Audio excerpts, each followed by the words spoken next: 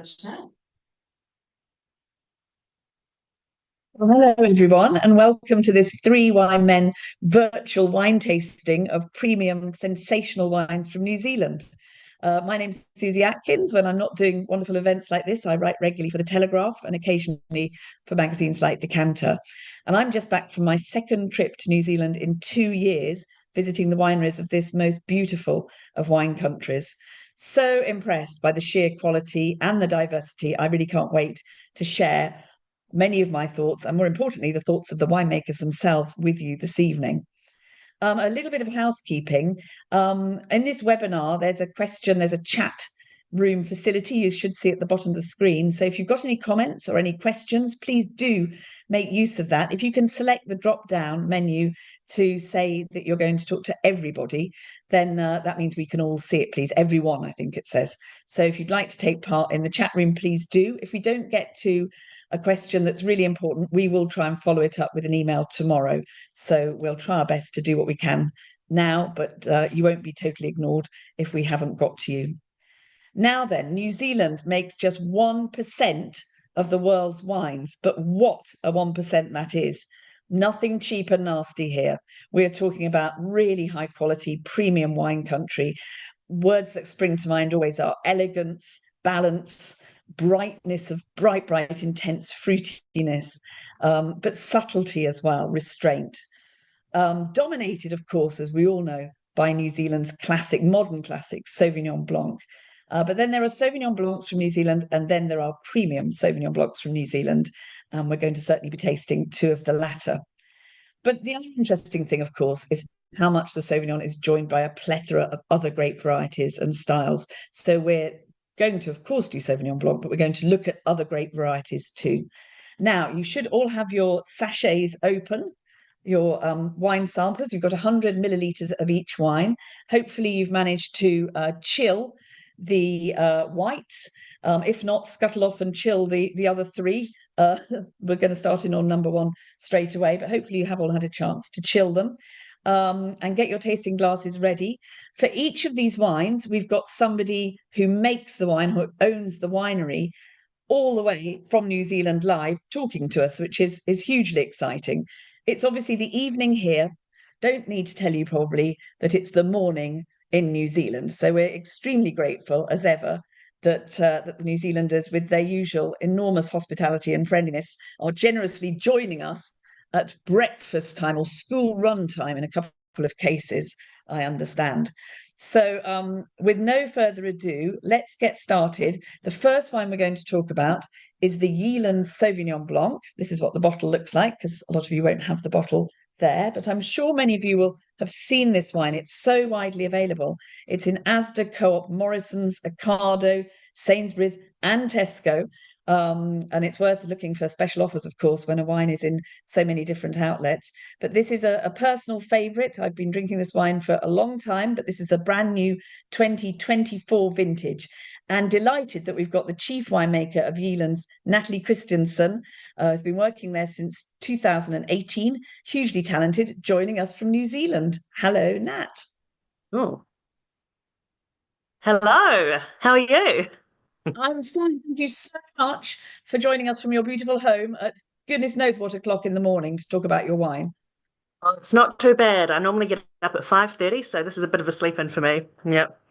Brilliant. I doubt everyone feels the same way, but thank you.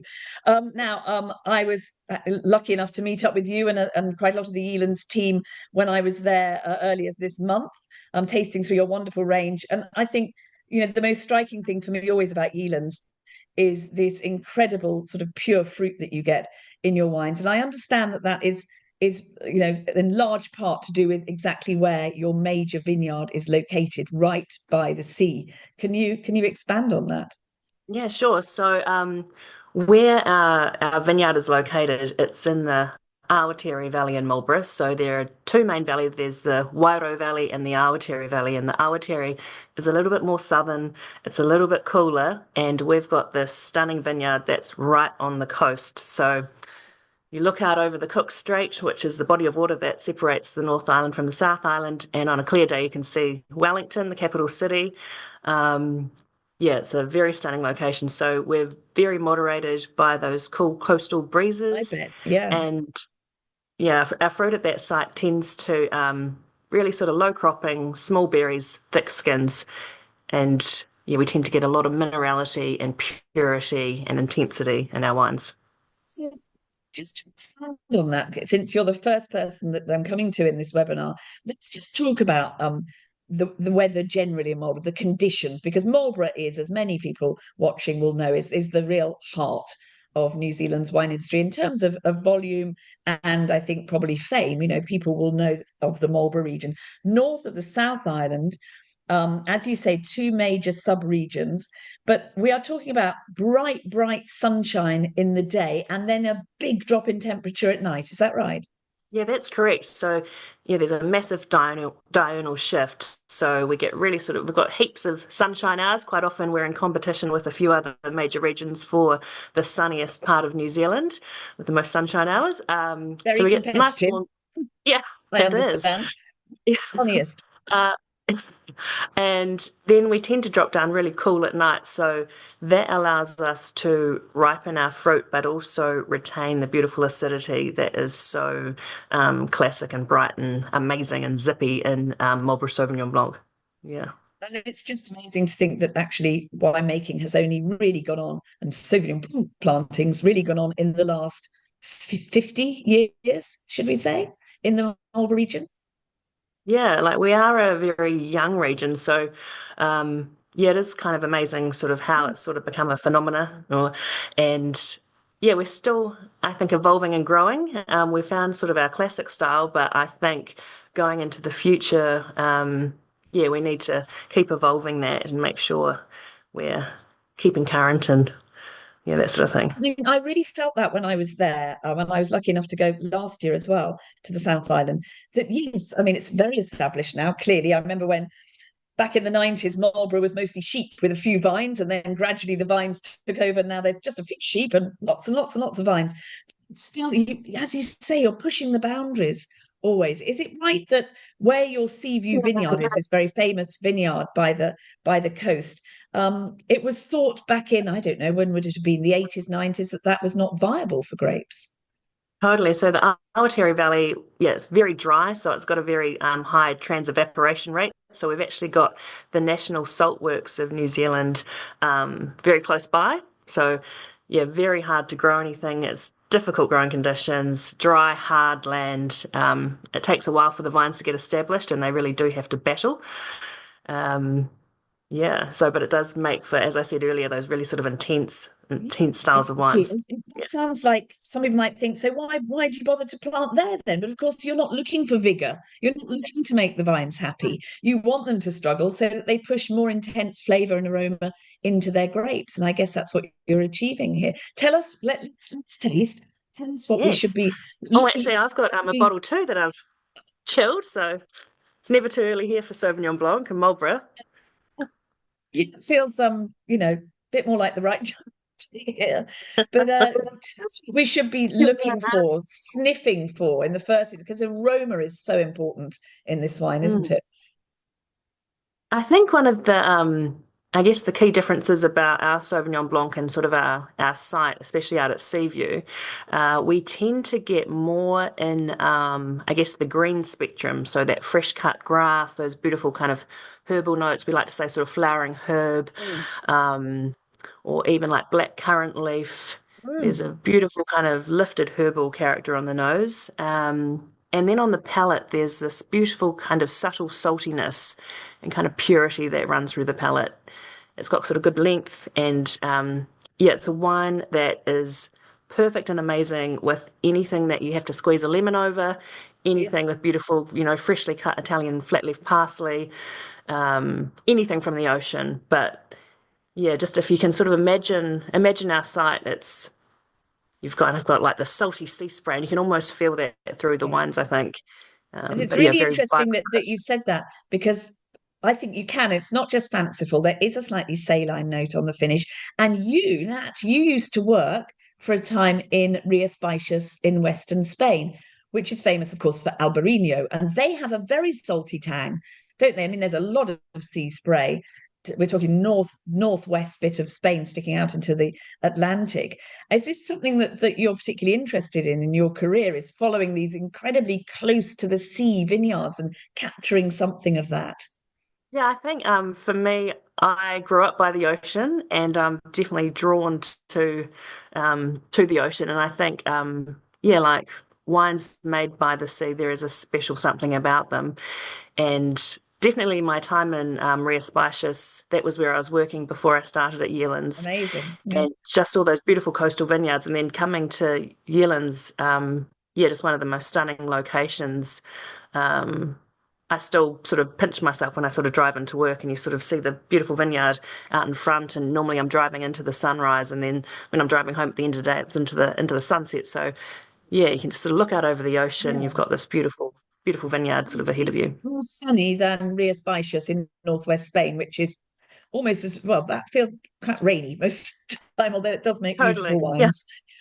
Yealands, it's very, very important, the sustainability and green credentials of the winery. Can I ask you a bit about that? Can you pin that down to some specific initiatives? It's an easy thing to say, but what Yeah, specifically is sure. Yealands doing? Yeah, sure. So, our founder, Peter Yealands, who actually passed late last year, his main goal was to be one of the most sustainable wineries in the world from the very beginning. So, we started on the 8th of the 8th, 2008. But some of the things that we've got happening around the winery, we've got one of the largest solar panel arrays in New Zealand, and the solar that we generate is kind of the equivalent of powering, I guess, 70 average homes. We've got wind turbines, we've got a lot of cover crops and interrow planting, so that reduces our need for mowing and lowers our diesel use.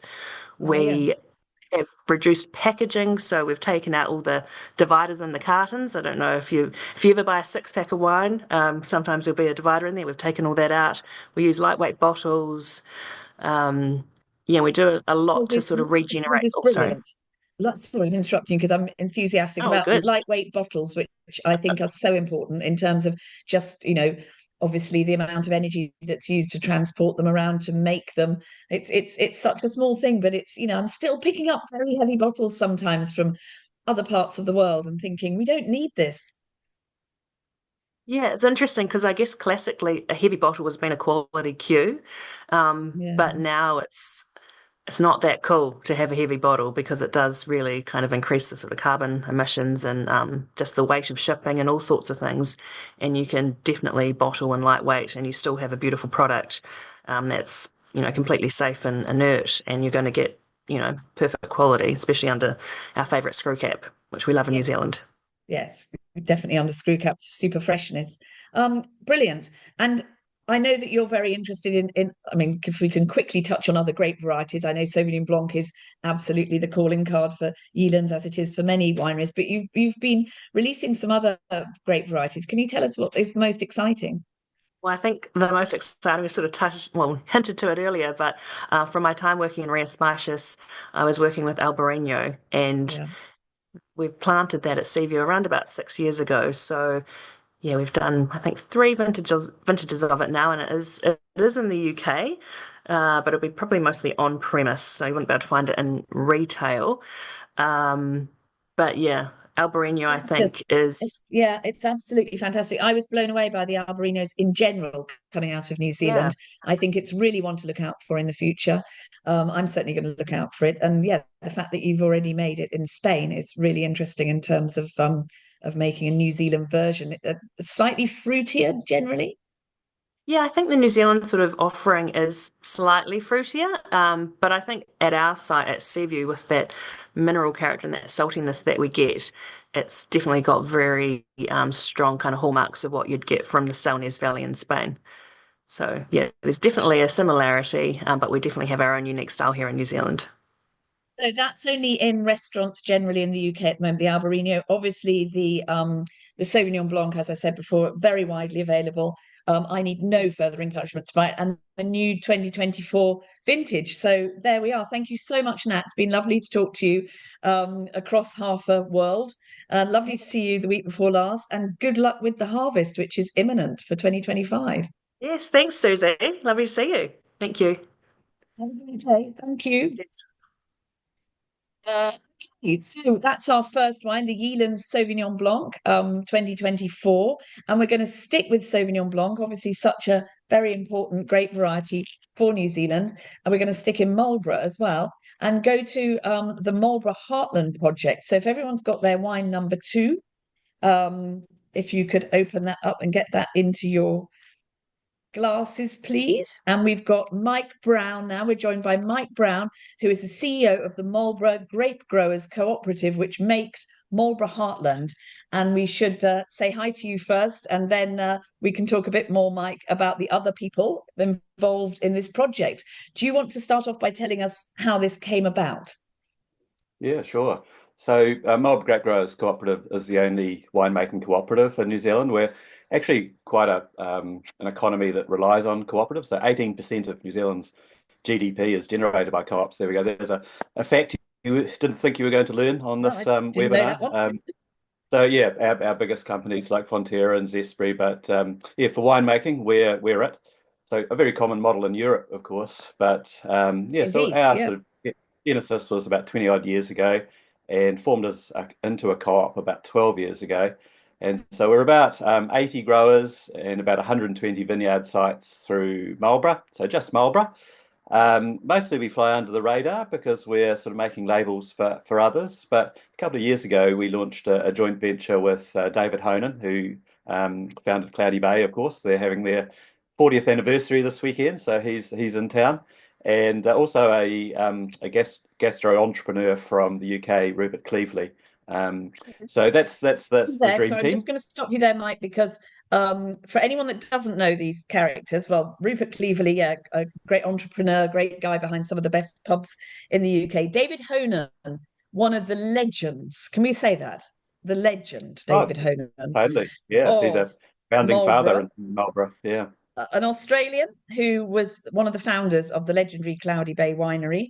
Very long-standing connection to Marlborough, of course. And he went to Australia, didn't he? I've talked to him on Zoom in recent weeks. Yeah. And but he still he couldn't quite shake off the compulsion to make high quality Marlborough wine. So he's back, and this is his project in conjunction with you guys. Yeah, so true. So he sold. In fact, this is a quite a cool side story. Really, is that he sold Cloudy Bay 20 years ago to Veuve Clicquot at the time, and Rupert at that time was the Australasian representative for Veuve Clicquot, and he'd been sent over to Marlborough to go and buy a vineyard for Veuve Clicquot. And his boss from Paris said, "Oh, look, while you're there, why don't you just go knock on the door at Cloudy Bay and seeing if they want to sell?" And that was the path to Cloudy Bay selling to Veuve Clicquot. So, but like you say, Susie, like the bug, they didn't lose the bug. So David went back to Western Australia where he lives in Margaret River, obviously founded Cape Mentel as well. And Rupert and David in recent years have been working with the co-ops in Europe, so Spain, France, and they wanted to do the same in New Zealand. So, there's a co-op here, and in their words, they want to work with the local farmers where profits stay local. So it's a nice sort of, feel in that way. So we get to benefit from their legacy, and they get to benefit from the fact that they're working with the local farmers. It's really lovely. When I came over, I met a grower family, and they were talking about Amy and Steve, I believe. They were talking about uh, being part of your cooperative. As you say, 80 different growers. I mean, that's a lot. And David's vision, I guess, David and Rupert's vision was to, tell me if I'm wrong, but to hand select the fruit from this vast array that was open to them from your company to create a wine that, in his words, kind of took it back to what Marlborough is really all about, really expressing the true Marlborough Sauvignon Blanc, which I guess some people might say has gone a bit astray in the much cheaper wines in recent years. Yeah, no, spot on. So it's Heartland in a couple of ways. So it's Heartland in that we're the local farmers, if you like, but it's Heartland also in terms of going back to the original sites, is sort of how David sort of refers to it, and it is a more classical style Sauvignon, led in by more herbal grass elements, and then sort of opens out into a little bit more tropical or citrus. So nice sort of classical sort of length, mid palate with a bit of lees stirring to sort of make that a little bit richer. little bit of minerality. And that minerality is probably coming from the Awatere Valley. So about a third of the blend comes from the Awatere Valley, and Nat's spoken, really eloquently around, why that is. So it's a nice mix Interesting. of Yeah. those original sites, Renwick, Rapara, with a bit of Awatere blended in. Yeah. So, I mean, it's this picking and choosing. This is a pretty new project, isn't it? I mean, we're probably among the first people in the UK to be showing this in an event like this. You are. So it's only we're only two vintages into it. So it's the 23 you're tasting today, I believe, and that's just available in Sainsbury's in the UK. So that's where you go to get it. So it's mostly exported. Thank you for that. To the UK. Thank you for that. Mm. And as you say, mostly in Sainsbury's. It's interesting, isn't it? I think both, although this wine, everyone tasting it at home will be tasting the difference between this and the Yealands. There are subtle differences, of course. We can talk about the flavour in a minute. But what I think both of you would have in common, you and David and Rupert and Nat, is you're getting away from what I will call this, you don't have to, but I call the slightly sweet sour Mm. Marlborough Sauvignons. I mean, it's rare to have one that's not very nice at all, but some of them did start to taste very, yeah, sweet sour, maybe a bit too much rich gooseberry, a little bit too much. Some people call it kind of slightly sweaty quality, underarm quality, should we say, not quality. And this is both these wines in their slightly different way are very pure. There's a kind of linear, very clean, whistle clean citrusiness to them, bit of passion fruit in yours, I think, as well. Am I right? Is that what you want to go, what David wanted to get away from, was Yeah, that heavy gooseberry? 100%. So there is that style of Marlborough Sauvignon that's almost become a caricature, and it makes a big statement in the glass. But do you want to actually drink a second glass? So this is I guess a bit of a retreat back into sort of into elegance, subtlety, making a wine that you do want to have a second glass of. So that's the vision, and it's very similar in that regard, I think, to the Yealands Sauvignon Blanc, as you say. A sniff then. Are you happy to, can you able to taste alongside at goodness I knows can. breakfast time? Hard to see with my Marlborough background behind me, but I've got a glass too. So, and I asked Nat about this, but I'm going to ask you as well. Aromatics are so important with these New Zealand Sauv Blancs. What are we looking for in this one in particular? What would you like to think we would find? Yeah, well, I definitely think that's on entry. What you sort of tend to pick up first off is possibly some of those, more sort of 90s type sort of characters of herbal cut grass. And then as you sort of draw it through your palate, you're picking up more of the tropicals, stone fruits, citrus. So that features more as you sort of draw it in. Definitely you notice it on the mid palate. So it's aged on its fine lees with some lees stirring for about sort of 6 to 8 weeks, and that just provides a sort of a richer sort of texture across the palate. And then, of course, the length as well, which is where you pick up a little bit of that minerality that we talked about. Acid and balance, isn't it? Because we all know that we want to taste acidity in Mm. Sauvignon Blanc from wherever in the world, but obviously from Marlborough, we want acidity. If it didn't have that, it wouldn't taste like a classic Sauvignon Blanc. But you don't want it to be too much. Is it difficult, talking as a representative of a growers cooperative, to get the picking exactly right each year so you have the right level of acidity, not too much, not too little? Yeah, no, that's a great question. So I guess one of the things we sort of pride ourselves on is harvesting when the fruit is optimally ripe.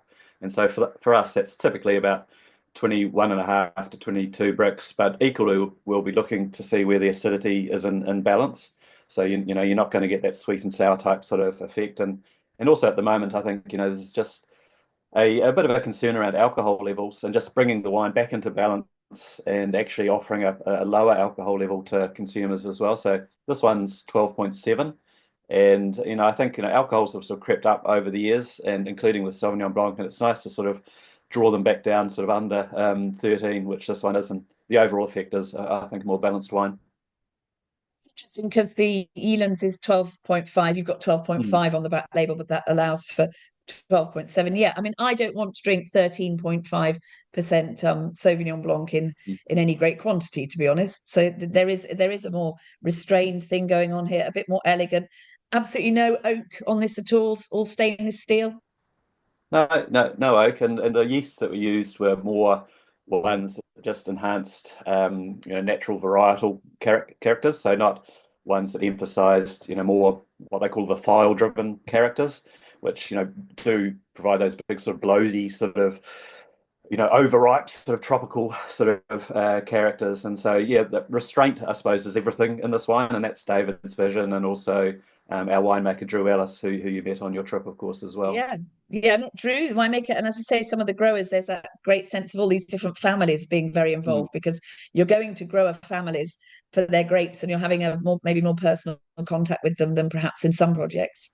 Yeah, so we've got about 8 growers who supply the fruit for this project, and Monday morning after the David's recovered from the Cloudy Bay sort of anniversary, we'll be going around the vineyard sites on Monday, well, most of the day and into Tuesday, and so he'll be tasting the grapes for this year's harvest. You are really close to harvest there. When I was there, I saw some amazing grapes looking, I was eating them. Some of them were a little tart, not quite ready, but you were heading towards it. How's it looking this year? Yeah, it's a larger crop, but so most people have done some sort of crop work to reduce that crop to make sure that the fruit gets optimally ripe and the wine's more concentrated. So all of that work has been done sort of late December, early January, which is good. Generally settled weather. We're sort of in between a El Nino and a La Nina pattern, and sort of riding a sort of a cutter between the two. There has been, a little bit of moisture in the air, which isn't ideal sometimes for disease, but in general, it's looking pretty clean. And most people are looking to harvest probably around the middle of March, start harvest, and then it'll be all on for about 3 or 4 weeks, and you'll be stuck behind gondolas of grapes when you drive around Blenheim. Managed to do this just before the harvest because I'm not sure we'd have got you guys to sit down and talk to us once it's actually underway. This is our second of the two Sauvignon Blancs, so we'll be moving on to a different grape now. So, tell us what your best food matches are for this, please. Oh, I know what Yealands, I know what they say on their website for theirs, but let's hear what you say about yours. What the Marlborough yeah, Heartland classic yeah. match. Yeah, well, I think when you were out on our growers' vineyard with Drew, I think you might have had some kingfish and some New Zealand king salmon. So those would be both classic sort of matches. So definitely reach for the seafood, and if it comes from the Marlborough Sounds, so it's local, all the Oh, better. that fish, fish is so amazing out in New Zealand, and oysters, of course. I think this would be fun because your one has this very linear, real kind of pure citrus going on there, a bit grapefruity, I think. I mean, oysters is going to be a good one. Like Nat said, if you can squeeze a lemon on it, it's probably going to go well with the wine. That's the classic. And if you're in New Zealand, then definitely look out for the bluff oysters, which are a native oyster. So that's, you'll struggle to find them overseas. But if you're here, and I think in April they have the Bluff Oyster Festival. So that's definitely build your itinerary around that. Brilliant. And can I just mention, by the way, the Yealands website says fish and chips as well. Fish and chips. We like fish and chips in this country, obviously. So that sounds like a bit of a no-brainer. For me personally as well, Thai green curries. Thai green curry with coriander, lime, maybe prawns or chicken. That's a great match for this wine. Yeah, and possibly sort of just picking up there's a sort of a commonality with some lemongrass, sort of, that Oh you'd yeah. have in your Thai, but you'd also, I think you see that sort of coming through. Maybe Nat can verify this, in the awatiri fruit, that lemongrass character. Interesting. Yeah, that is interesting. And finally, can I ask you about ageability? I know most people will buy New Zealand Sauvignon Blanc to drink Mm, pretty quickly. mm, Should we be cellaring these wines? I mean, I have tasted yeah. older vintages of premium Sauv Blancs from Marlborough, and they're pretty good. What do you think? Now, I think if it's made in that sort of elegant style, that you've got the balance there to begin with, and I think definitely that lees aging, can help somewhat. And our style probably looks best in the bottle, once it's had a year in the bottle, which this one has. So Yes, rather than yeah, sort of, 23. shouting sort of early on. So it's enjoying a sweet spot now, probably from now for another couple of years. it'll be really interesting to watch it evolve. It's a new project for us. This is I only the guess you second don't vintage. know about your wine yet because it's only the third vintage, but There in we go. general, it will be very interesting to see how these premium sauves age. On the chat room, Finbar says green mussels as a match. Oh, well, there we Great. go. There's more Marlborough Sound sort of delicacy. So as you know, sort of Havelock, which is the fishing port for Blenheim, is about 20 minutes away from Blenheim, and that's where all the wonderful green mussels come from, green shell mussels. Richard is saying goat's cheese. I mean, we all know that, well, I know that Sancerre, French Sauvignon Blanc, if you don't know that this is a brilliant match for goat's cheese, it is. So, I mean, this wine would also be Yeah, elegant enough to have with the goat's cheese. the one to look at there for in Marlborough is the cranky goat's cheese. So there's a wonderful goat's cheese from Marlborough called Cranky Goat. I like the idea of the cranky goat very much. Mm. We had that while I was there. Some wonderful cheeses. And another bit of news is that at the moment, if you are viewers, a Nectar card holder at Sainsbury's, this wine is currently on offer at £10.50 until the 18th of March, I believe. So good news for people that want to go out and try more of it in the next few weeks. Thank you so much, Mike, for joining us. Again, I'm going to say this to everyone, but lots of luck with the harvest. I hope it all goes really well. And thanks for hosting me a couple of weeks ago. Yeah, thanks, Susie, and thanks everyone for dialing in. Good of you to join us. Thanks so much. We need to move on now, and we're going to taste our Gewurztraminer next from the Seifried estate. And we're going to talk to Chris Seifried in Nelson, a bit about his region and a bit about this wine. So, Chris, welcome, and thank you also for hosting me in New Zealand. It was great to meet you and to be shown around the wonderful region of Nelson. Thank you, Susie. Thanks for joining us, New Zealand wine lovers. It's 8 o'clock in the morning here, so it's a great time to be talking about New Zealand wine and sitting here with a glass in hand as everybody else goes to work. You can probably see the cars behind me, but it's a gorgeous morning here in Nelson, as it always is, but it's another great one. Well, you're one of the great ambassadors for Nelson wine. And for those that aren't entirely sure where it is, could you just describe exactly where Nelson is? We're talking about the South Island still. So we're at the top of the South Island. We're about an hour and a half's drive, 2 hours drive west of Marlborough, right in the centre of the South Island at the top. So we're in the Tasman Bay, so very, very close to the against the sea basically. All of our vineyards are in that little apex there. I'm not sure if we can zoom in there, just west of Nelson City. So Nelson's a city of around 50,000 people, and it's a beautiful area with very fertile soils here on the Waimea Plains, but then further back into the hills where Noidoff is, which Rosie will talk to later, lovely rolling clay loam soils. So it's a lovely little region, a lot of small producers, all family owned, and doing a wonderful thing with lots of different varieties here. It's an absolutely lovely region, and as I discovered, you can grow everything in Nelson. I mean, the market gardening business is huge, isn't it? The hops growers, apple growers, everything's just so gorgeous and looked also edible as we were driving round. So grapes really important, but there's a lot of other crops going on. It's a beautiful, bucolic region.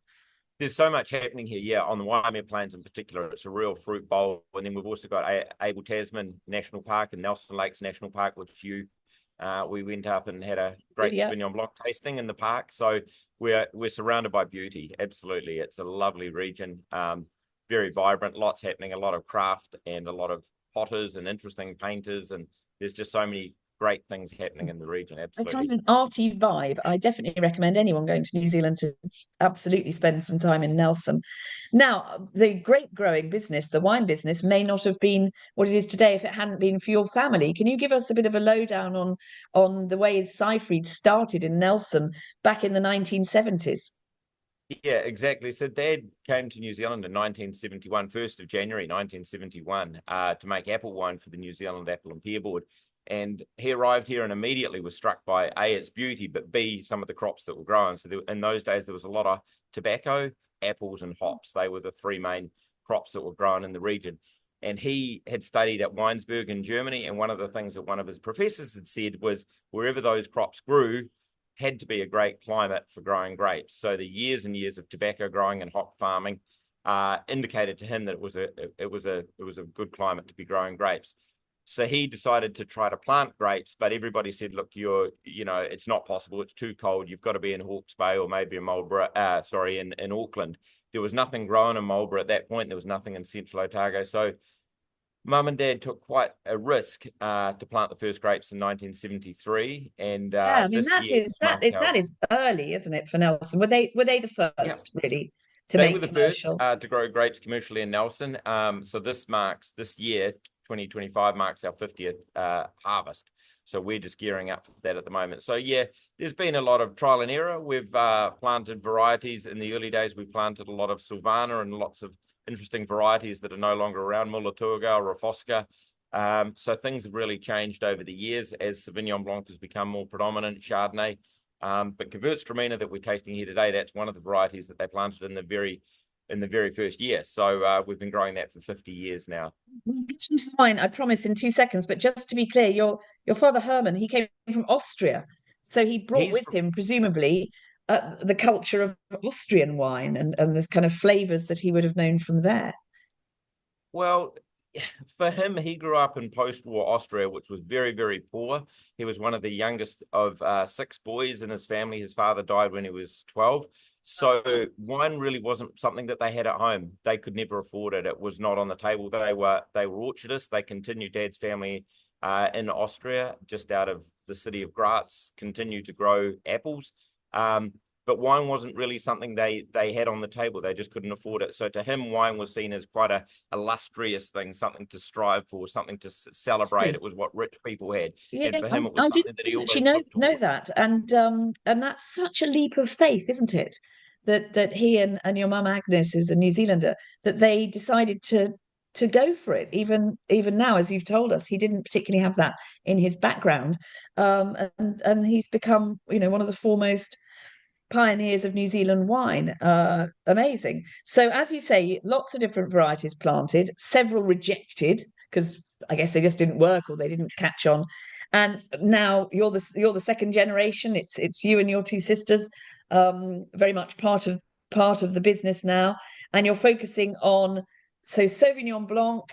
I mean, you make quite a lot of different wines. Tell us your main grape varieties, and then we'll go to the Gewurz. Well, Sauvignon Blanc is certainly what people know from New Zealand, and Nelson's making great examples of Sauvignon Blanc and obviously exporting all over the world. Chardonnay, Pinot Noir, Pinot Gris as well. But Gewurztraminer is a variety that we've done, as I say, since day one, since 1973, and it's something that we really enjoy. It's such an interesting wine. It can be quite a challenging wine. The vineyard can be quite challenging in that you can have large crops, you can have very light crops. It can be impacted by frost, which was an issue in the 2024 season. So we just really, really enjoy it. And the flavors, the intensity and the vibrancy that you see in Gewurztraminer is quite unique. It's a niche wine. It's not for everybody's, I guess not everybody's into Gewurztraminer or haven't tried it. So it's really interesting introducing somebody to a new variety that they haven't tried. And Gewurztraminer is such a vibrant wine in the glass that we love it. It's really distinctive, isn't it? So let's get to it. Gewurztraminer. Gewurz, I believe, means spice. So the Traminer family of vines, and the Gewurz as a prefix is the spicy member of the Traminer family of vines. So by spice, we don't mean chili spice, obviously. We mean kind of exotic rose water and lychee and ginger and all that sort of thing. Let's have a taste with you, Chris, because this is a really fascinating wine. So a little bit richer in colour, a bit more gold than the Sauvignon Blancs, and possibly a little bit more texture. Talk us through the aroma, because there's so much going on here. Oh, wow. Yeah. So when we are harvesting the grapes, it's important for us to bring the grapes in. They are destemmed, and then we do a lot of skin contact. So we're really trying to pick up weight and texture from the skins of the grapes prior to pressing or during the pressing process. So we're really trying to get fullness and mouthfeel in the wine. So to me, as a winemaker, on the nose, I see a lot of talcum powder sort of aromatics, lovely perfume notes, rose petals, potpourri almost sort of characters coming through. But then on the palate, we're really retaining the acidity and trying to get a lovely full wine with sort of hints of canned lychees and guava and passion fruit and all these lovely fruit characters. Gewurztraminer can be that quite little hint rose water going on there. That's really distinctive. It's like there's a kind of geranium plant, isn't there? A rose geranium. If you squidge the leaves, you get that almost Turkish delight Turkish delight is sense to a it. very good descriptor. Yeah. Yeah, but as you say, there's still a good acidity, which is so essential, or it would taste flabby. But let's just say this wine is slightly sweeter. It's not sweet, it's not a dessert wine, but would you describe it as off dry or medium? Because it's a It's a little bit sweeter than medium. the Sauvignons. Yeah, it's a medium style. This is 13 grams sugar, the one that we've got in our glass today. So that's a medium style. We do sometimes the sugar's up around 18 grams. Now, I've actually just been out in the vineyard before we started the Zoom, and I'm not sure how good my camera is here, but the grapes, I'm holding a bunch of the grapes here, and they're very orange in color. I don't think it shows particularly well, but really orange in color, whereas Sauvignon Blanc, for example, is quite a green, translucent green color. So Gewurztraminer is quite an orange color, and that obviously shows right through to the glass, and especially given the skin contact that we're doing prior to pressing. So that's why it's got a deeper colour. That's extraordinary. I didn't realise that they came in quite, and that's nearly ready to be harvested, is it? Another couple of weeks? We're probably about 2 weeks away from harvest here. We'll be starting sometime on the week during the week of the 10th of March. So it's the calm before the storm at the moment. Yeah, the final touch has been done to the vineyards. We're just getting ready for harvest, but things are looking good. Gewurztraminer is quite an early ripening variety, so that'll be one of the first to be harvested. But I would say we're probably 2 weeks away at this point. Traminer, for those that know it already, and I know quite a few people joining in will, often from Alsace, mostly from Alsace, perhaps, in eastern France. Do you think this style is distinctively New Zealand, or what are you trying to emulate, a more European style of Gewürz? No, I think it's our own sort of style. It's just what we've always done. We're tweaking things a little bit from time to time, especially with the skin contact. Some years we get more character coming through from the skins. Other years it's less so. Last year was, as I say, we had quite a lot of frost damage. So we had a lot of very small berries, which resulted in a very high skin ratio with skin contact. So I think we've got a lovely texture, a lovely mouthfeel in the wine this year. But this coming vintage that's currently on the vine, the crop is looking a little more full. So there's a lot fuller bunches. So I think it will be interesting to see if we can continue that style through. But we've sort of got what we like in the style that we like. So Heidi and I, my sister and I, that share the winemaking role, work together on just sort of bouncing ideas around about what we're going to do. It's also a very popular variety, and we're always encouraged to plant more, but it's something that we want to keep very small, very niche. You know, I don't think it's going to be a big variety. It's very unique to some sites, and it's just what we like doing in small volumes. And I mean, in terms of it being more medium than dry, tell us your food matches. I'm going to start by saying cheese, because I love this wine with cheese, mild cheeses, not blue cheeses. Yeah, I mean, the typical thing with Gewurztraminer is certainly anything spice. I really enjoy Thai food or Indian food, and anything with a bit of kick and a bit of power. So anything with chili or lemongrass, coriander, coconut, it just goes really, really well with something with a bit of spice. My wife absolutely loves Gewurztraminer, so we eat a lot of Thai food, and it just goes really well with the intense flavors that you get from Thai. Yeah, and kind of can take on coconut milk and things like that, I guess, because it's got the slight sweetness. You can have that sauce that's got an inherent spice and sweetness to it, but it is good with cheese as well, can I just say? And also kind of meat pates, poultry pates, things like that. Oh, yeah. Like you would have in Alsace, I think would go really well.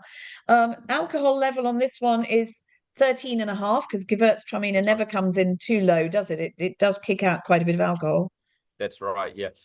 When we're watching the grapes ripening, we're really intrigued at the sugar level, but the acidity is something that's obviously, as the sugar level is increasing, the acidity level is decreasing. So it's a real balance for harvest date as to how high the sugar level should be without the acidity slipping away, because the acidity really is the backbone, the structure of the wine. And if we have a too soft or acidity, then it becomes quite a soapy wine.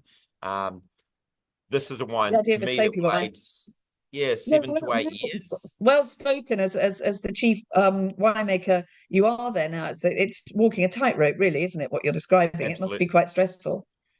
Well, it is a bit of a concern. You're always looking at it. Sauvignon Blanc, for example, has lovely acidity, and that doesn't seem to drop away quite like like Gewurztraminer. So we're Yeah. always, looking at the acidity on the Gewurz, sure. Got a new label going on here. I noticed you've changed the labels. Susie, that's our first foray into this new style, which we're doing with Waitrose. That's been around for about 18 months in the UK, and we're looking at launching it all around the world and all of our export markets later this year. So that's been a dabble, a little experiment we've been doing with Waitrose, and everybody seems to really enjoy the new label, the new typeface, the new layout. So I'm glad you noticed. Seriously. So this is in Waitrose at £15, and it's the 2024 vintage. And hey, look, lovely story of your family and the fact that the three of you siblings are now, the generation picking up the reins. It's great. I met your parents last week. So it's lovely that the whole family is working together. I think the question of succession, and obviously we're going to talk to Rosie about the same thing in a minute. It's lovely to see in these New Zealand family winemaking concerns. Yeah, to us, it's really important. I've got a younger sister, Anna, as well, who's involved in marketing. So the three of us all work reasonably well together most days. In a family business, you always have your little arguments, I guess. But yeah, we see eye to eye on most things. And we're all sort of heading in the same direction with where the business should go. And mum and dad are still very much involved. They're in their mid to late 70s, I guess I can say. And they're still very much involved. So it's very much a family business, and that's very important to us. Absolutely. It's lovely to meet them all. Lovely to meet you. Thanks so much for taking part, Chris. It's a wonderful wine. I'm sure everyone's enjoying it. And again, good luck with vintage. I hope to hear from you that it's all gone really well. And cheers. Thank you so much. Thank you. Thank you, Susie. Thank you, everybody. Thanks very much, Chris. We're going to stay in Nelson. We're going to stay in the Nelson region for wine number 4. So if you've got your wine number 4 at the ready, and we're going to go to another family-owned winery in Nelson, probably the other best-known winery in Nelson, I think it's fair to say, Neudorf, and say hello, Rosie Finn, and sky behind you. How beautiful. Good morning. How are you? Good morning. It's a beautiful day with you, I can tell. It's absolutely gorgeous. Yeah, the sun's just come up and it's a clear skies, or quite sort of dramatic skies. It's going to be a beautiful day. You're sitting vines, or pretty close to the vines, is that right? Sorry? Are you sitting in the vines? I'm actually at my house. So I'm sort of over farmland a little bit at the moment. We were at your parents' house. So you were the winemaking family, of course. So Tim and Judy Finn, Rosie's parents, founded Neudorf again in the 70s. Can you tell us a bit of a story about how they got started there? Because again, there wasn't very much there in terms of wine, was there? There was Herman and Agnes. That was it. Family. And then was you. Yeah, and then there was us. So Tim and Jude first planted the vineyard in 78. So about 4 years after the Seifrieds. Dad was looking for north-facing clay soils, which he found in the Motiri Valley, about 45 minutes drive from Nelson. Neither of Tim and Jude are from the top of the south, so it was really about the soils. It didn't matter where they looked. I know they looked in Marlborough, but Dad sort of found what he wanted in the Motiri, and so they planted. And like Chris said, it was absolutely it was kind of outrageous. They couldn't get a loan from the bank because it's such a silly thing to do. They got no support. People thought they were nuts.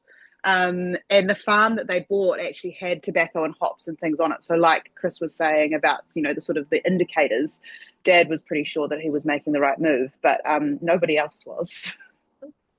And it's a great leap of faith. I'm very, very impressive. You mentioned the Muteri. You say Muteri.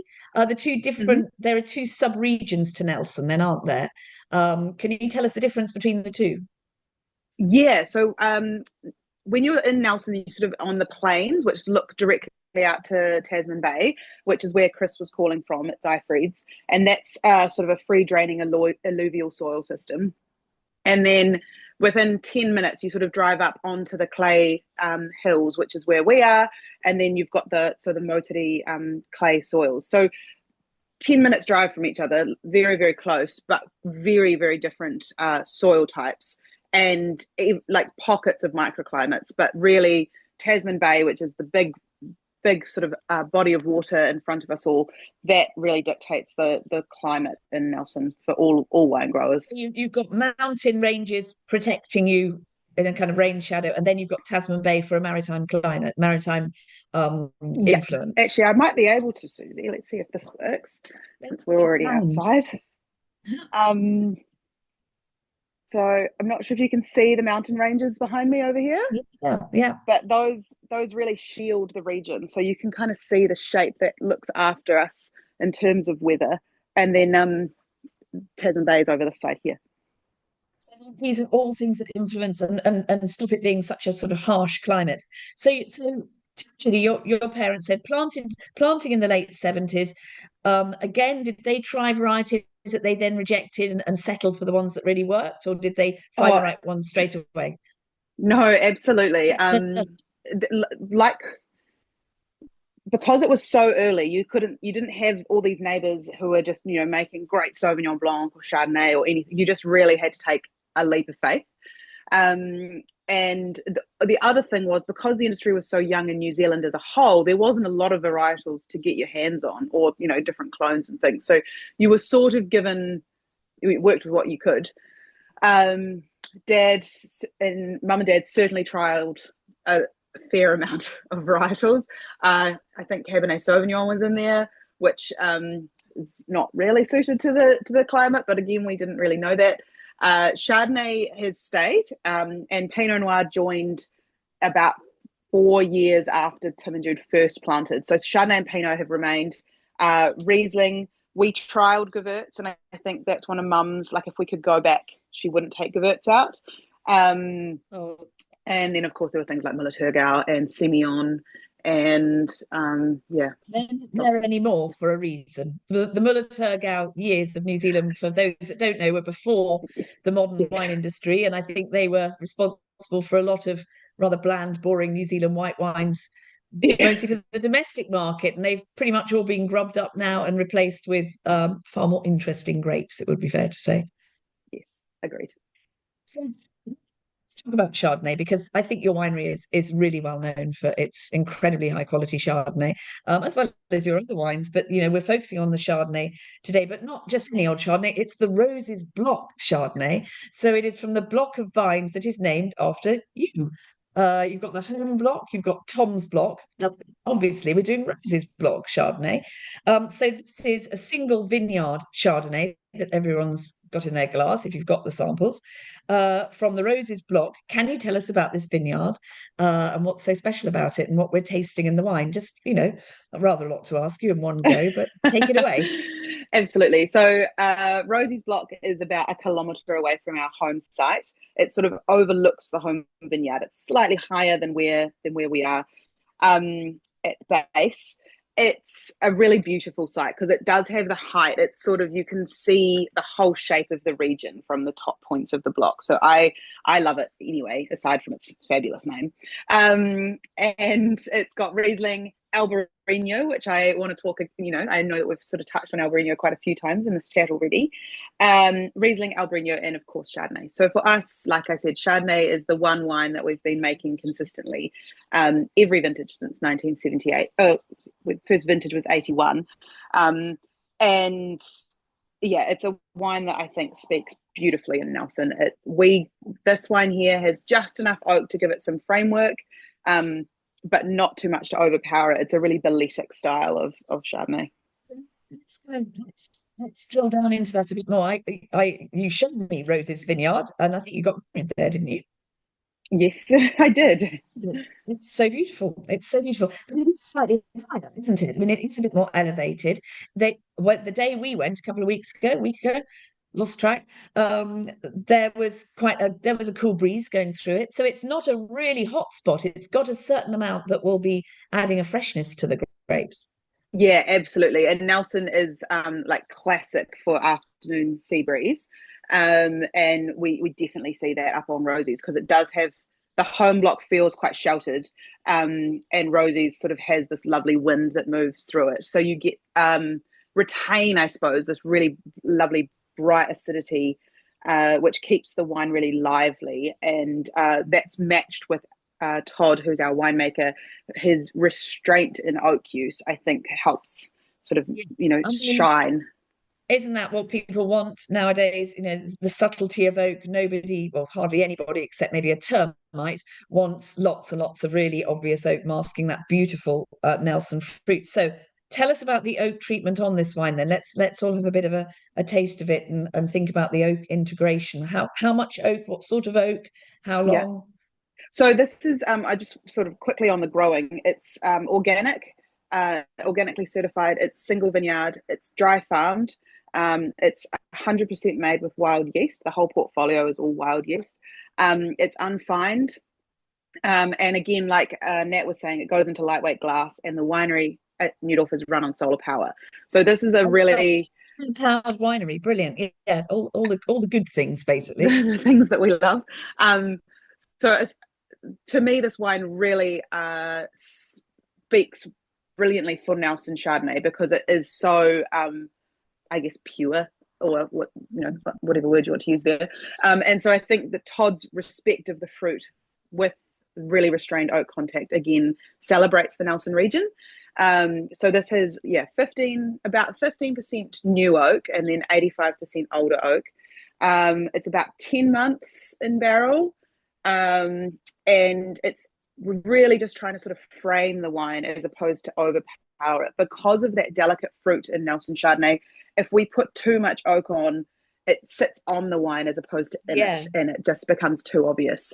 So over the years, absolutely, we've really pulled the oak program back. We also make a sister to this wine, which is the same fruit from this, exactly the same fruits, actually pressed together, but 1/3 of the juice we put through clay amphora.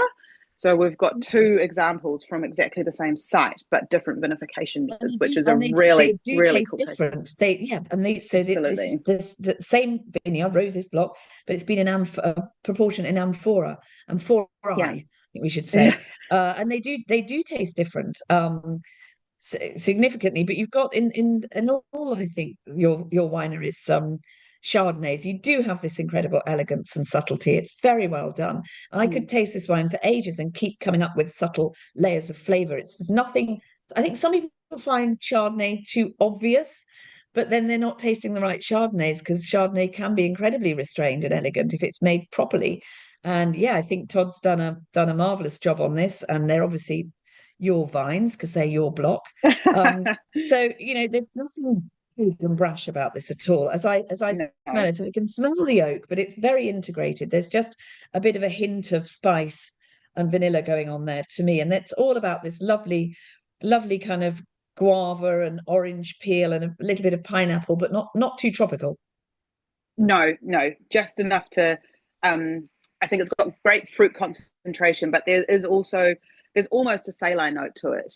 There's that lovely, quite savory element, which again, I mean, I know everyone's harped on about this, but you just can't beat it with New Zealand seafood, because it has such a exquisite sort of style of Chardonnay that has that really lovely fine acidity through it. It doesn't need a big rich dish. You can have it with really like kingfish crudo, fresh oysters, all of the good things that come from New Zealand's oceans. It's just got that really, my favorite, which is very luxurious when we do get the opportunity to have it with crayfish, which in the UK would be lobster. It's perfect. Absolutely. But I don't like it when the lobster's been sort of overdone. Just like fresh, clean, squeeze a lemon, a little bit of butter. Not lobster smothered in a creamy, cheesy sauce. No, thank you. No, I know exactly. It would be lobster here. That would be our luxury. Well, crab as well, but I think this wine with lobster would be absolutely sensational. I must try that sometime. But I also think, I do think lighter chicken dishes, really elegant light chicken dishes would be good with this too. It's beautiful, and congratulations. I think, how does it fit into your portfolio of Chardonnays? Would you describe it as a particular style compared to the others? So we have 4 Chardonnays, and I think the 2 Rosie's blocks, which the Amphora and this, both are that very sort of Balletic style. The home block has this quite sort of brooding sort of power to it. It really builds on the palate, whereas this, I think, has this quite elegant and lovely restraint to it. So I think the two styles of Chardonnay at Neudorf, I would say they're both restrained because we don't use too much oak. But there is, to me, this does have a lovely sort of modern sophistication to it. Yeah, absolutely. It was a nice comment here from Richard on the chat room saying, lovely oak, it's just seasoning. Would be lovely with smoked cod, chicory, and samphire butter. Mm. Well, that sounds delicious. Right. Sounds amazing. Diane is asking, where do we get this in the UK? You with the Wine Society? Yeah, with the best bet is definitely with the Wine Society for this wine. It's a wine we sell it on allocation. We only make about 500 dozen, so it's quite limited. And yeah, the Wine Society get a good allocation of it. Thank you so much. And as you say, completely organic, and again, wild fermented, and lots of green credentials as well. So thank you so much. And another second generation, winery person for you as well. I love to see this succession going on, carrying on the baton from the Ma and Pa wineries. Yeah, we're very lucky. Well, they're all very lucky. I think we're lucky to have had that wine. It sounds like it's, on allocation is always makes me sit up and take notice. Thank you so much, Rosie. Absolute pleasure. Thanks, have a Susie. lovely Thank day. you, everybody, for tuning in. It's been a joy. Thanks very much. See you. Okay. I think we're going to move to our reds. I've got two reds to go on to now. So wine number 5, the Astrolabe Pinot Noir coming up next. So have people got that at the ready? I'm showing you the bottle here because I don't think you'll have the bottle. You'll have your sample pack. And we've got Simon and daughter Libby. Hello, Waghorn from Astrolabe back in Marlborough. And there you are in, I just think, the most fantastic venue. So I went to this, and it's a winery restaurant in Marlborough, actually in Blenheim, in the town itself, which is quite new, I think. Yeah, absolutely. So Astrolabe was founded in the 90s, 1996, their first vintage, but it's only new that we're here right in this little urban winery in town. So we had our first vintage in this building last March. So we're just coming up to our first birthday. Yeah. Congratulations. It's a wonderful spot because you don't often see a winery in a town in the way that this is. I think you've got a bigger winery outside town, but this is a smaller one in the town. Yeah, that's right. So we call this site Small Town Winery, just kind of a wee pun that it is obviously Blenheim's a really small town, and this is our small winery in town, but we do have a big rural winery as well.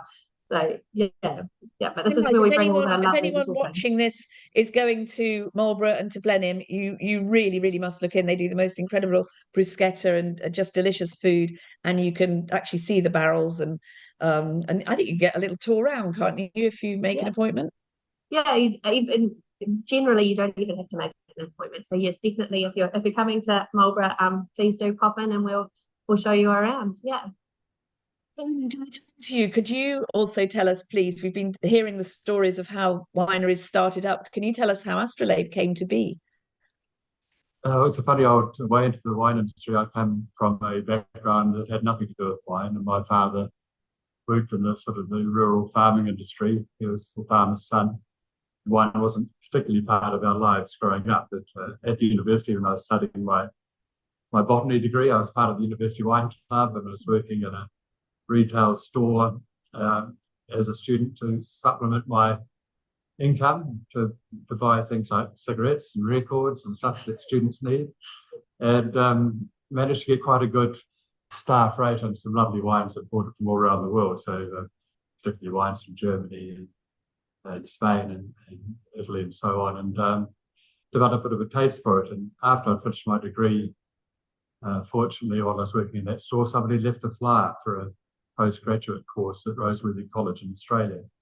I thought, well, that's something I could do. That sounds right. The career I was heading for. I was already enjoying wine in the wine club and drinking some of the good local products, Novelos and Williams and things that were about in the early 80s. And yes, I took time out to go and work in the Barossa Valley, then back in New Zealand. Did my study after that and started off as part of a wave of young winemakers, qualified winemakers, coming back into an industry just getting back on its feet after an oversupply situation in the mid-80s.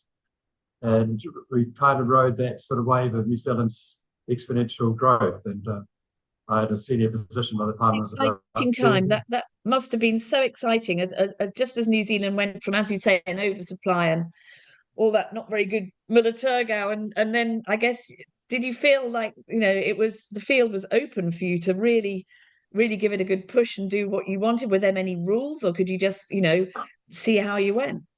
New Zealand was great compared to, I guess, a lot of the classic European wine growing regions. So we weren't as constrained by appellation laws. We could grow what we liked, how we liked, where we liked, and it was sort of sink or swim, very laissez-faire, which is part of our kind of culture and business as well here. Now everybody can do what they like, and if it works, it works. If it doesn't, it doesn't. But we don't get too much constraint from regulatory authorities. And as a young winemaker, I was sort of a senior chief winemaker, miles from head office, with nobody to report to, and we could learn a lot in a large winery by all the fermentations that I was handling. I guess my learning really started after winemaking college, and when I was the person who had to make all the last decisions about everything. That's when you learn, when you have to rest on your own decision making, and the wine and bottle reflects whether you've got that right or wrong. So I think it sharpens your mind. But as a young man, I was lucky to be thrown into that at the deep end very early, and it's a much harder slog for young entrants into the wine trade now. They've a lot more dues to pay than we had as young graduates. We were all ushered into pretty senior jobs straight away. And nowadays, you have to graft away a bit in the cellar floor before you get those positions opening up for you. Yeah, I'm sure it's tough at the same time, but it must be very satisfying to see where you are now. You're very much a family-run winery. You and Jane, your wife, and Arabella and Libby, your daughters, all taking part in the family business now again. And I love these sort of two-generation winemaking families. It's brilliant. And we have got a Pinot Noir from you, which we'll go on to in a minute. But could you just tell us, for anyone that's wondering, what the name of the winery means? Where does that come from? Well, there's sort of two layers to it. When I had been a career winemaker for a lot of large and medium-sized companies, when I decided with an old friend to begin Astrolabe, a lot of the names that were about were a wee bit in the same sort of vein, and most of them had topographical references to rivers, and lakes, and hills, and mountains. And we wanted something a wee bit more quirky and enigmatic. And I knew the word Astrolabe from landmarks around our coastline, where the French navigator de Monteville sailed his ship, the Astrolabe, through the Marlborough Sounds around Nelson, back in Mike and Tristan Rosie's territory, and around the Marlborough Sounds and New Zealand in general. And it's got its name left on places like the Astrolabe Reef and Astrolabe Rock. His own name, D'Urville Island, is one of the big protrusions out of the Marlborough Sounds. So I knew that name, and I liked the maritime history that it connected with New Zealand and nearby to our vineyards. But also, the Astrolabe was named by D'Urville out of a sense of sort of sailors' nostalgia for things past. And in the early days of navigation, the Astrolabe was how people found their way. Here's a mock-up, a replica. If you have a chance to get to the Maritime Museum, Greenwich, they have several fantastic vintage Astrolabes there. But a sailor or a gentleman who was travelling by land across, Spain would have an Astrolabe that pertained to his part of the world, his latitudes, and would find his way about with it. You could also read your horoscope on the reverse. It was essentially the smartphone of the day. Got surpassed by the sextant as a navigational aid, and so sailors really were using the word on their boats out of a sense of nostalgia. And you'll see them all over the place. It's an icebreaker the Australians have in the Antarctic. I've seen one moored in Paris in the river, and so it pops up a lot with sailors and their sense of the past. Yes, when you put it like that, it seems entirely appropriate Sorry, Libby. Yeah. Oh, no, I was just going to say, you can tell that we're quite a nerdy family, and Dad in particular is a real cryptic crossword fan, and there's a lot of sort of like little nerdy in-jokes and lots of our marketing material. I did like the sense of the stars. You know, that's astrolabe translates as more or less as star taker from the Greek, and it had that connotation of exploration and you know, the celestial environment and aspirational sort of feelings that I thought combined nicely with the historical references to the boat itself. So, and it also is quite happily towards it. It's towards the top of a wine list, being an A word. So yes, we like that. Well, as someone with a surname that starts with an A, I can tell you that does have advantages sometimes. But if I can make maybe a fanciful leap, your discussion of it being a navigational tool and being very interested in a sense of place and geography, which I really sense strongly from you. You are particularly interested, aren't you, Simon, in the sub-regional terroirs of Marlborough? I mean, places, sub-regions, a sense of place is very particularly important to you, I think. I think it's really important for anyone on the other side of the world who hasn't been able to get to New Zealand to understand that there's major impacts from topography on our winemaking. Everybody else has kind of alluded to our beautiful sunshine hours and our mild days and cool nights, and that drives New Zealand viticulture. Certainly the fact that we're two skinny islands surrounded by water gives us that moderating influence. From your side of the world, you know, you live in an island country much the same, have that sort of moderating influence of the sea. Here we have nothing between us and Antarctica, so the cold southerly winds that blow up from time to time from down south can have a high impact on grape growing.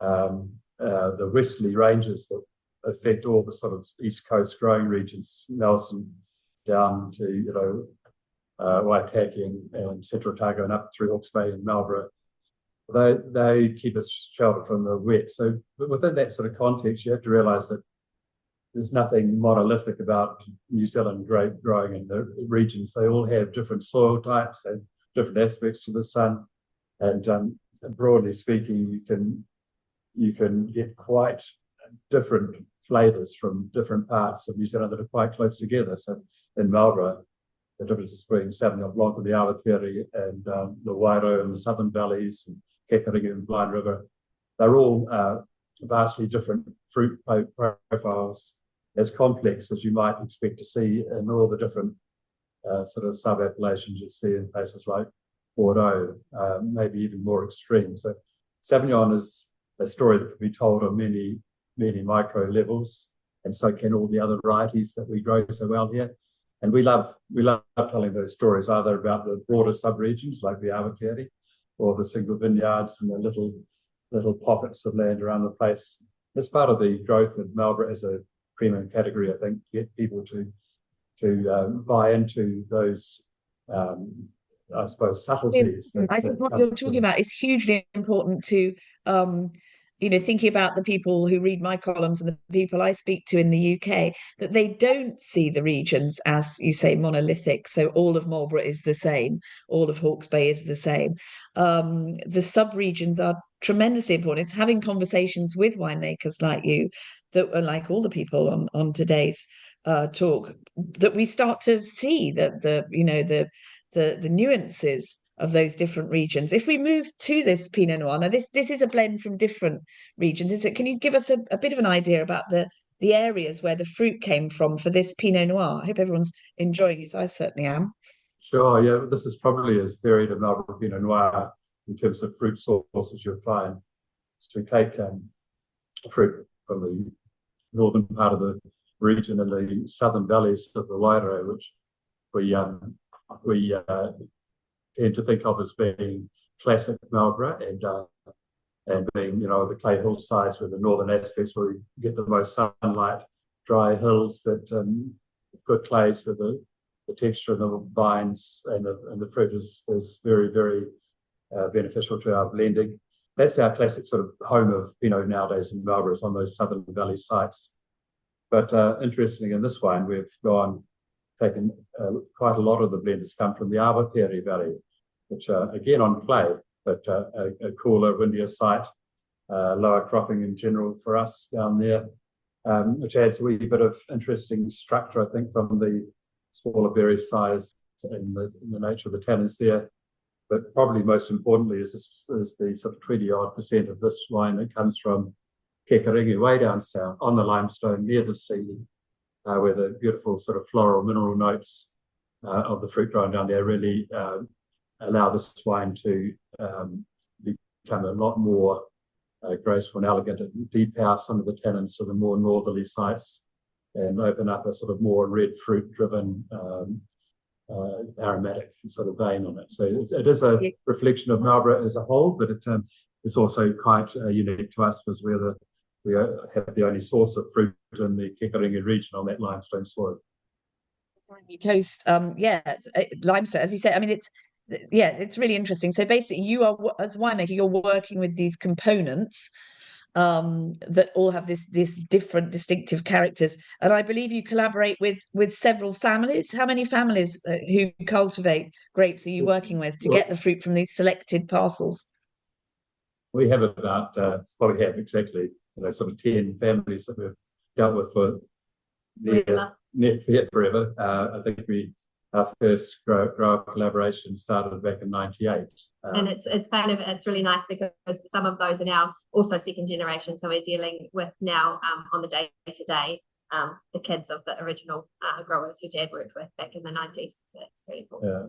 So our sort of model's a bit different from some. So I was a career winemaker with no money and no way of sort of acquiring land or anything. So our model grew out of growers who knew me as a winemaker in the district coming to say, can I grow grapes for you? Me going out to their vineyard sites and say, well, this soil looks great. It looks like it could add a real impact to our blending and all that jazz. This is a wee question from Richard, who asked about us keeping the alcohol level below 14. I was just seeing that in the chat room. Yes, Richard asking, are you confident you can keep the alcohol level below 14%? Yeah, I mean, it's interesting. It's interesting because with our Pinot, Marlborough is so sunny that we're always trying to, I guess, resist the temptation of letting the fruit get overripe. And obviously that overripeness, the sugar, that sweetening, that raisin character is something we're trying to avoid stylistically anyway. Yeah. We're always trying to harvest at that real sweet spot of the red ripe fruit, but not cooked or raisin fruit. So I think that's part of that picking decision will also drive keeping that alcohol at a more moderate level, because we're not looking for jam. We're not looking for it to look like a Barossa red. We're wanting to keep it this lively, vital, very Pinot character. But we are seeing some warming in the region. It's not as much as we had feared at the moment. We're not seeing really consistent trends of extreme heat changes at the moment. No, we sort of had, we never say never. Occasionally we'll get caught out, I'm sure, with an alcohol approaching 14, but our sweet spot is definitely around the 13 to 13.5 if we can achieve it. And the Kekaringi helps as well. The Kekaringi is naturally that more, I guess, lean aromatic fruit. It's not naturally as ripe in style, just with the region there, the moderating coast. Yeah. Also the techniques we use, it's in small open top fermenters. We lose a lot of alcohol during fermentation, fortunately. We run a ward wild yeast fermentation in a small open vat with big surface area. With that sort of fast warm fermentation, you volatile a lot of the potential alcohol. It's lost into the atmosphere, so you can to a certain degree lose up to 0.5% through that traditional way we vinify. But our picking decisions are all about, as Libby says, looking to preserve the red core. We use more than our slop, Susie. We do both chassis. It's fascinating. Seriously, it's talking to the people that actually make the wines. It's so interesting. And as you know, because you were there too, I was over in New Zealand primarily for the 3-day Pinot Noir conference in Christchurch. Hundreds of people there, many wonderful New Zealand Pinot Noirs to taste, among them yours. And it is just the most exciting variety in New Zealand. I mean, I think a lot of us knew that anyway, but it was absolutely underscored and underlined. And to see the regional differences and the sub-regional differences and to talk to all you guys, you know, Pinot Noir is an endlessly fascinating grape. And congratulations on making such wonderful Pinot Noir. And, you know, I think for anyone that wants to dive deep into New Zealand Pinot Noir, gosh, do. I mean, it's wonderful. It's not the cheapest wine in the world, of course, Pinot Noir, but it is so satisfying and complex and intellectually rewarding. Yeah, and like Rosie's Chardonnay, you know, we make it in that very classical old world winemaking style. Not much has changed in terms of we're not using a great deal of modern technology. It's a lot of it's hand harvest, it's hand plunging, it's aging at 10 months in French oak. So it's very much the old world learned method, I guess, of winemaking, that very gentle treatment, but harnessing that beautiful New Zealand vibrant fruit. A little smidge of jamminess in sight. So thank you so much. Really good to talk to you. Have a wonderful day. Have a good harvest. I hope it all goes very well. And thank you very much for joining us. I need to move on, but it's been fascinating. Thanks, guys. Susie. Say Thanks, hi to the everybody. rest of the family. Cheers. Thank you. And we are going to move to the North Island. Yes, as Simon just said, New Zealand is two skinny islands surrounded by water, but we haven't been to the North Island until this point. So thank you so much. We've got David Peabody, one of the owners of the amazing, world-renowned, famous Craggy Range winery up on the North Island. Hello, David, are you there? Yes, I'm here. Can you hear me? Yeah, loud and clear. Thank you so much for joining us. And I feel a bit guilty that you're the only representative of North Island wines on this occasion, but you are an extremely welcome one. And I hope you can, don't mind that we've been tallying in the South Island for so long. So here we are with you. Tell us where you are. No, so we're here in Hawke's Bay. So we're sort of the middle of the east coast of the North Island. If you can see behind me, we're just Craggy Range, where our winery and restaurant is. We're just nestled at the foot of Tomato Peak. So we're about 20 minutes away from the vineyard, which the Syrah that you'll be tasting is from. But also Craggy Range, we're a producer from Marlborough as well. So our two main estates are here in Hawke's Bay, and the other being in Marlborough, where we're a producer of Pinot as well. I mean, it looks really dramatic actually behind you. That is craggy and it is a range. I mean, how high are those mountains and what influence do they bring to the region? Well, it's funny that this one, it probably looks a little bit more dramatic than it is. It's it's not that high, this one, but throughout New Zealand, where a lot of our vineyards are protected by a series of mountain ranges. So the Gimlet Gravels, where the Syrah is from, it sort of looks like a plain, but it actually is. Most of the vineyards here are maritime climates, but are protected from sort of bad weather fronts. We kind of joke that are coming from Australia. And when they come and they hit the country, they hit the mountain range and they kind of divert around the vineyard, which gives us very stable climates, which is wonderful for growing Pinot Noir and also Syrah. Range has really become one of the iconic wineries of the area. I visited when it was really new, actually, and you had Steve Smith, Master of Wine, was making wine there. He has moved on since, but you were brilliantly established, and you've gone from strength to strength. I mean, you've really put down a big marker, I think, for the quality. This Syrah, I hope everyone's getting a chance to try it now. Beautiful colour. Look at that deep purple colour. The Syrah, so it comes from, and indeed other of your wines come from the Gimlet Gravels area.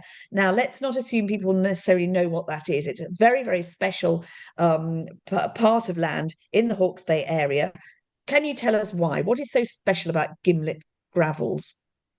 Yeah, sure. So, I mean, as we've been talking about on this webinar, New Zealand is probably most well known for Sauvignon Blanc, and then when you go all the way down the list, Syrah and the thick-skinned reds are probably one of the varietals people think about the least when they think of New Zealand. But I think it's one of the most interesting. The Gimlet Gravels in particular is fascinating because it's an old riverbed. At the Pinot conference, which you were at, there was a wonderful story that somebody said that there's this geological hum that vibrates throughout the whole country at all times. And here in Hawke's Bay, we feel that hum quite often. And over 150 years ago, there was an earthquake that sort of brought up the land that our vineyard is on. Yes, the seismic hum. Yes, that was mentioned. Yes. So that vineyard, it's what we say old riverbed, but it's actually a young riverbed because it was only a river about 150 years ago. So we theorize and we work quite a lot with a lot of geological associations here, and we think it could be one of the youngest vineyards in the world, actually, when you consider when it was exposed. So you get these wonderful big chunks of what we call grey wacky stone, which is kind of almost like a granite interlaced with river silt. So if you look at our vineyard from above, if you kind of like visualize like a river delta or stuff, and you see all the different currents and how they weave, we've planted all our vines sort of following that weave of stones. So where the river was running at its thickest, that's where we planted our Syrah. So you get these wonderful big boulders that stay warm at night. So we get these lovely warm days, but cool nights. But these rocks stay warm and give us that thermal blanket that keep the rootstocks working. The gimlet gravels is also the only appellation in New Zealand designated by soil type. So the whole region is only a little over 600 hectares in size, and it can't grow because it's just specifically that soil type. So it's a very unique little microclimate within New Zealand, and even a little unique microclimate within Hawke's Bay. We really established how many years ago? 30, 25 years ago? Oh, Craig. So our Craigie Range, where I'm sitting here now, but there's a lot of different dates, but we were established in 1997. But we celebrated our 25th harvest last year. Gravels in particular were developed when? So just a little bit before that. So probably in the mid-90s, some of the first vines went into the gravels there.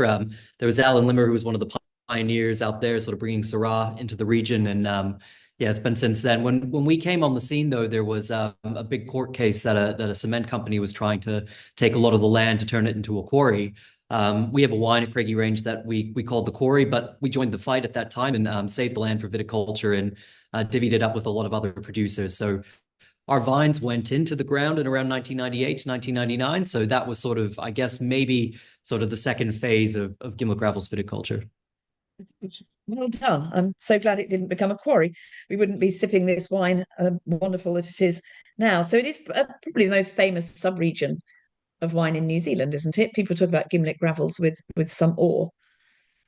Yeah, I mean it's fascinating, like if you think of, like, when you think about in the wine world, sometimes I think us wine nerds, we live in a bit of a bubble, but when we go to ProVine and Wine Paris, which are the main industry trade shows, the amount of people from all corners of the world, from Italy, from Hungary, from the US, from you name it, that come up and tell you about their first experience trying a wine from the Gimlet Gravels is fascinating. And another person who told me he was doing his Master of Wine exam, and he said there was a massive component that was about Gimlet Gravel Syrah, because there's quite a lot of unique qualities that are little signatures of that bit of terroir. And but to hear that for us was quite mind-boggling. We didn't. It's always interesting to hear that people include our wines and things that are of that level. So it's very exciting. I mean, you can't grow Syrah all around New Zealand, clearly, because it needs some heat. And as you say, those big stones keep the heat in. North Island, you're a bit warmer. Let's talk about this wine. Richard on the chat is asking of the aging profile for this. While we're tasting it, is this something that you would like to see laid down for I don't know, decades? Or are we okay? Well, too late now. 2021, we're drinking it. Have we committed infanticide?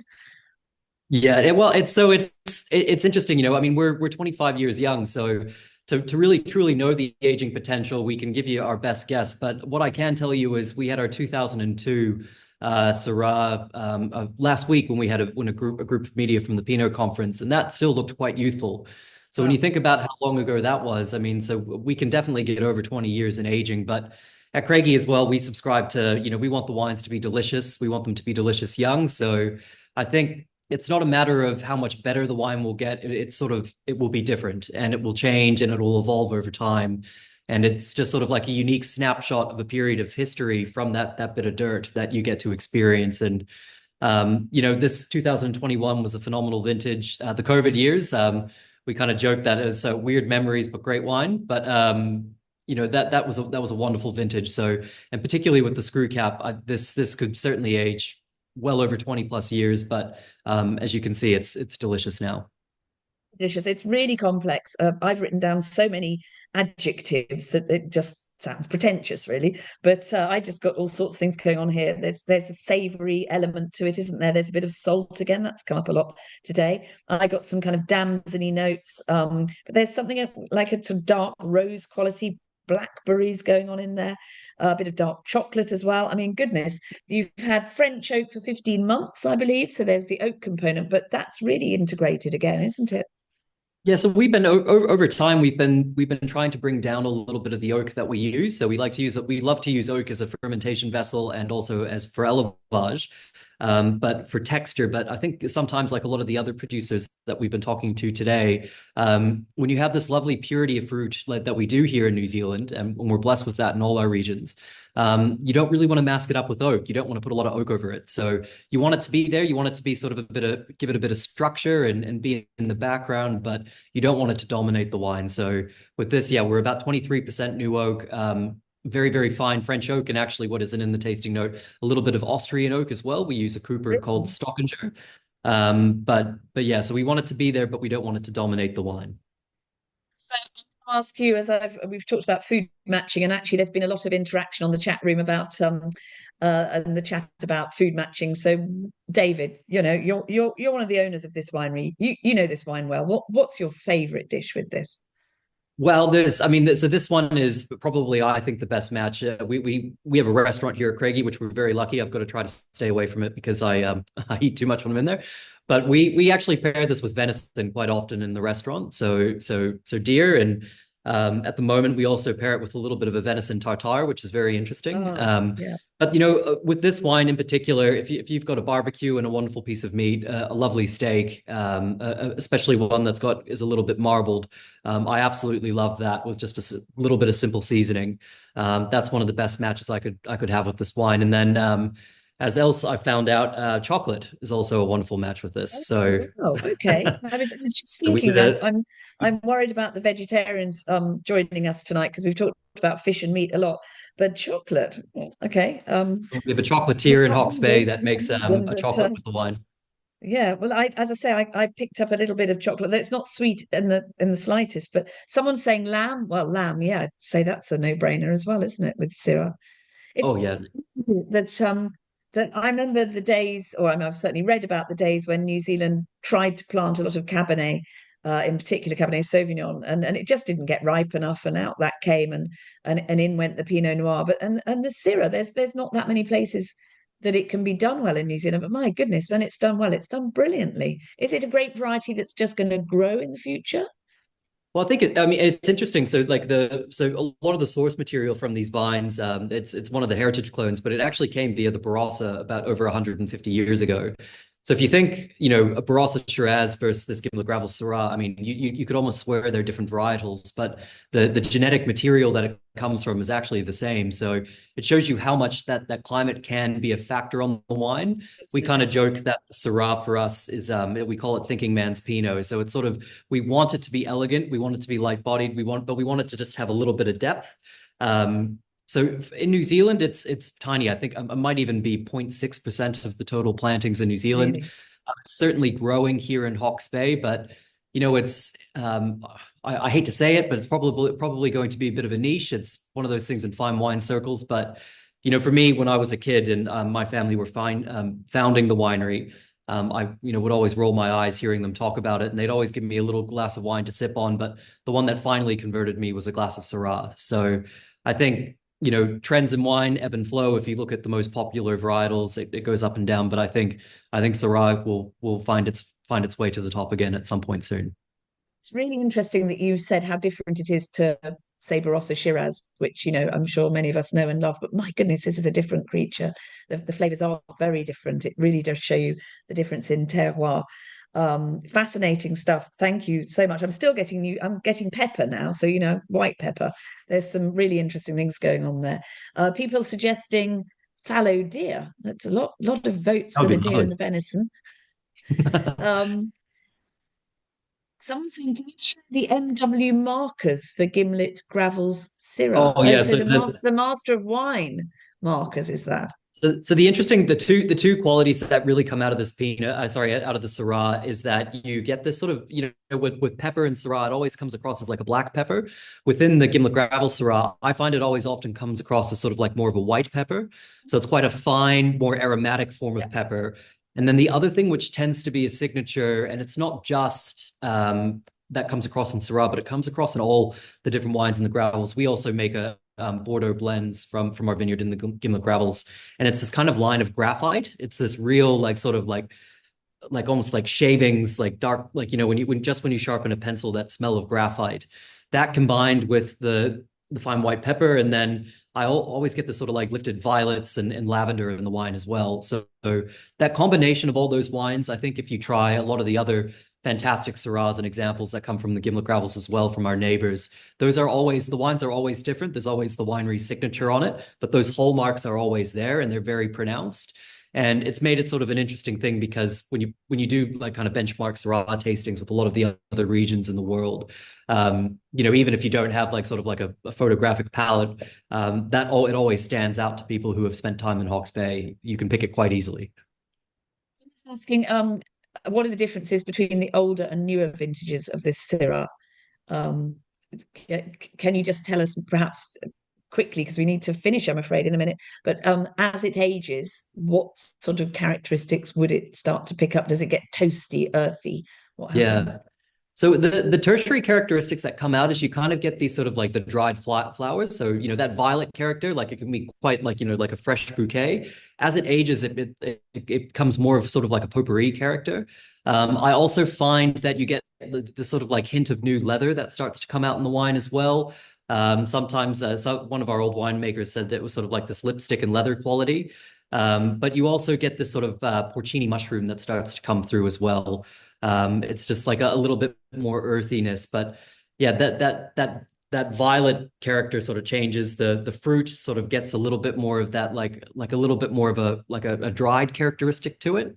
And then one thing that really happens probably after about 5 to 10 years, you get this sort of Italian herb garden thing that starts to come out. It's beginning to sound a bit almost like something from Piedmont, so it's beginning to sound a bit like Nebbiolo, though of course you've got much more weight and structure in a Syrah than you would have there. Thank you so much, David. I'm going to have to wrap up because I know, we could all talk forever. I think we could have another hour easily here. It's been so fantastic to talk to everybody about this very diverse range of wines. And it's just a snapshot, of course, but it's a snapshot of such an exciting wine country, many different dimensions to it, very, very high level of winemaking, premium quality wines, and as we've discovered, and so many of the conversations have been about, second generation, it's all still quite new. There's still so much to discover. It's there, it's in place now. It's matured as a wine industry, but we're going to come back in another 10, 20 years' time and find out so much more. So I'd really like to ask the winemakers who are still here, if you could just put your screens back on so we can all say a huge thank you. Hi, everybody who's still there. Oh, hi, Nat, you're still there. Thank you. Cheers. Thanks, everyone. Cheers, everybody, especially for joining us at such a early time of the day for you. But thank you so much. It's been a real pleasure to talk to you all. We're going to follow up for all the guests with a link with some more info tomorrow. So you're all going to get an email which will link you up to RRPs and where you can buy the wines and any other bits and bobs of information too. So do look out, all the guests, for that information. In terms of Three Wine Men, there are more virtual tastings like this coming up. A lot more we're planning for 2025 than we've ever done in the past. So do keep looking for information on those. And if you haven't had enough of me, but in more honestly, if you'd rather see Mr. Clark, I will be co-hosting the Three Wine Men in-person big Bristol event on Saturday, the 5th of April with Oz Clark, very close to where I'm sitting now. So if you'd like to come along to that, we're having 2 sessions, one in the afternoon, one in the early evening. It's a free pour, go around all the stands, hundreds and hundreds of wines to try from all over the world. And Oz and I will be there on hand to chat to you about anything to do with wine. So do sign up for that too through the Three Wine Men website. Thanks everyone for joining us. I hope you've enjoyed the wines as much as I have. I hope you've enjoyed what we've all had to say about it. Yes, thank you very much for having me, and have a great evening, everybody. Goodbye.